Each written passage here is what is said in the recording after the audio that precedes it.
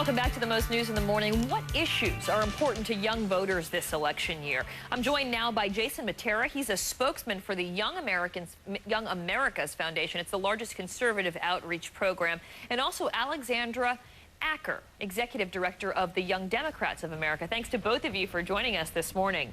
Good morning, Karen. Good morning. You know, we always talk about what is the youth that care about. I know it's not one huge voting block, but it'll be interesting to see the reaction that you're getting, because you're in contact with many people that are helping bring out the young vote, about these negative campaign ads that seem to have really come to the forefront this week. The McCain campaign put on an ad that really portrays Barack Obama as a celebrity, someone of celebrity status, likening him almost to Britney Spears and Paris Hilton. Let's take a quick look at some of that.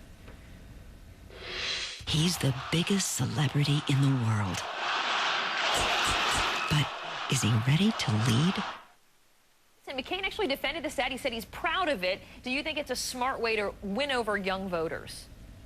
Absolutely not. You know, this ad is beneath the dignity of a candidate running for president. It's just ridiculous. Young voters are sick of politics as usual. They're sick of partisanship. That's why they love Barack Obama. He represents something new and different and brings about change.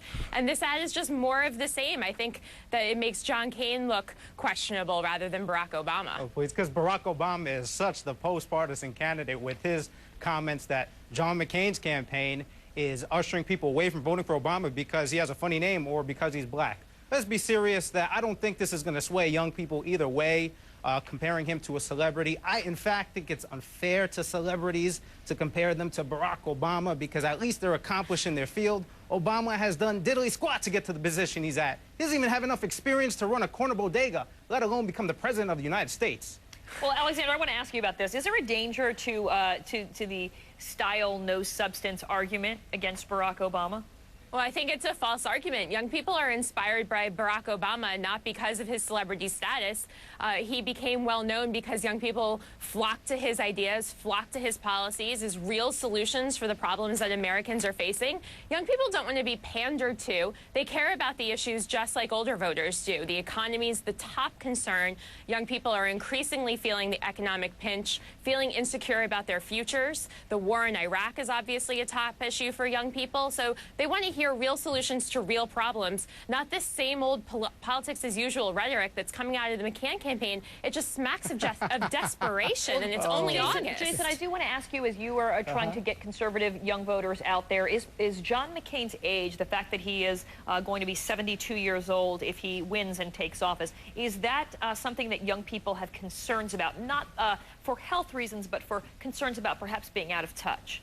No, because they're going to understand that with age comes experience, and Barack Obama just doesn't have it. And he has, John McCain has the ability to lead right from day one. I mean, again, the guy has been in a leadership and managerial role for most of his political career, and he has done, you know, even though I'm a conservative, I disagree with him on some issues, but he's so much better than Barack Obama. And I don't think age as much as a factor for young people. Remember, President Reagan in 1984 captured 59% of the youth vote, and he was over 70 years old. So while I don't think age is going to play a difference, and I would agree with Alexander that the economy is going to be a focal issue for young people. But look at what Barack Obama has proposed, especially on the major issue right now we're dealing with, the energy crisis. And rather than drill for the mind-boggling amount of oil we have here in our shore, his solution is to fill up our tires and get routine tune-ups for our cars. Young people are getting squeezed at the gas pump, and they want more cash flow in their pockets. Jason, and Obama's plan has nothing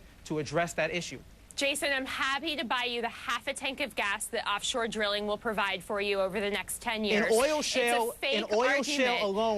shale alone, we have more than 6 Saudi Arabias that would last us 100 years. So I don't know what you're talking about, Alexandra, Jason, but you're obviously not following the news. Barack Obama's plan is to provide alternative energy sources just like young people want. They're concerned about the energy crisis these days.